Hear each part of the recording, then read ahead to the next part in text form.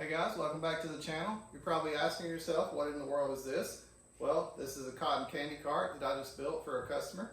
This is the second one of these I've built, and I thought I should do a build video of it. So I hope you enjoy. If you're interested in building a cotton candy cart for yourself, I will have the dimensions down in the description below. You can follow along with the video and look at the dimensions and build one of these for yourself. So we're going to start out by building the frame, the box of the cart. It's very simple. It's just like building a cabinet, but easier. So for putting the corners together, as you see, I'm using 2x2s. These are just porch railing spindles.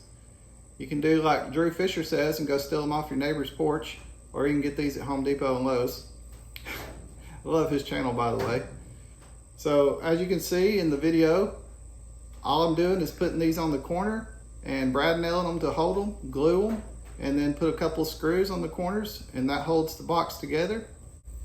And once you got your box built with all the sides, you can do the bottom. And the bottom was supposed to be one piece, but you'll see me putting two, and that's just because I didn't have another long enough piece of plywood to do a full sheet on the bottom. This doesn't really matter, nobody's gonna see it. I put the divider where that seam is so you wouldn't see it on the inside. So if you look at the cart, you'll notice that it has two sections. One section with a door for storage, and then another section where the cotton candy machine will be. So this is the divider, and it's covering the seam where those two pieces are joined together, but if you had a full sheet, it wouldn't matter. And that hole is where the cotton candy machine drops down and sits on this shelf. So now that we have our box built, we're gonna trim the sides and the corners out. And I just use 1x4s for that, 1x4 common boards that you can get from Home Depot or Lowe's. And I cut them down the middle, long ways. And that gives me the sides that I'm putting on now, and then the front and the back.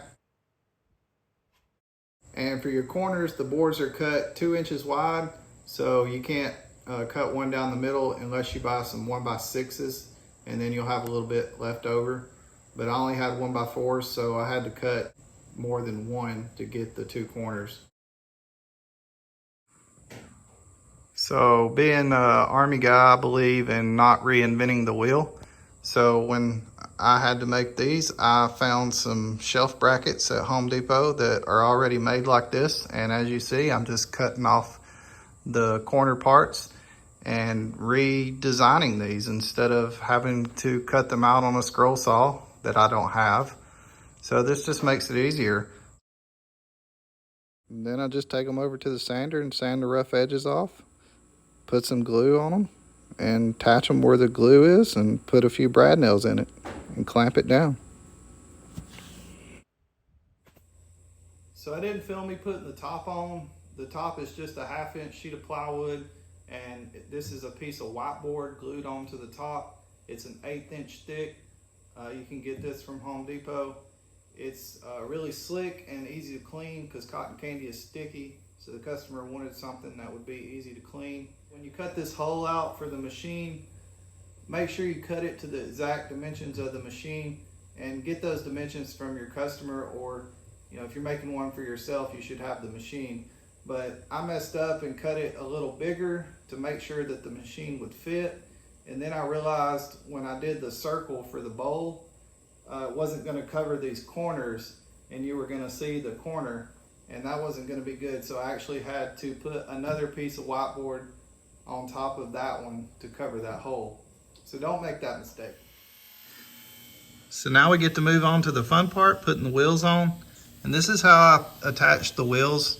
You don't need an axle. You just cut some angle iron at about 5 inches long, put 2 holes in it to screw into the cart itself, and then 1 hole for your wheel, and you're good to go.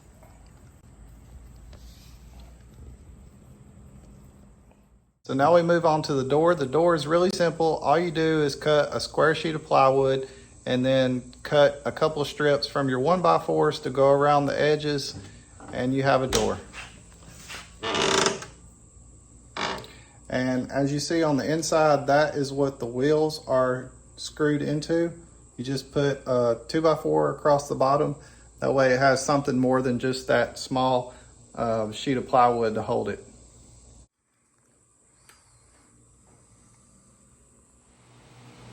So you have two options for the front to hold it up. You can either put legs on it and just pick it up to roll it every time, or you can put a wheel like this on there, and that way you don't have to pick it up and it rolls easy. This wheel has a stop on it, a stop brake, so that'll keep it from moving around when you're using it. And I had to build this little box to get it even with the ground for the wheel.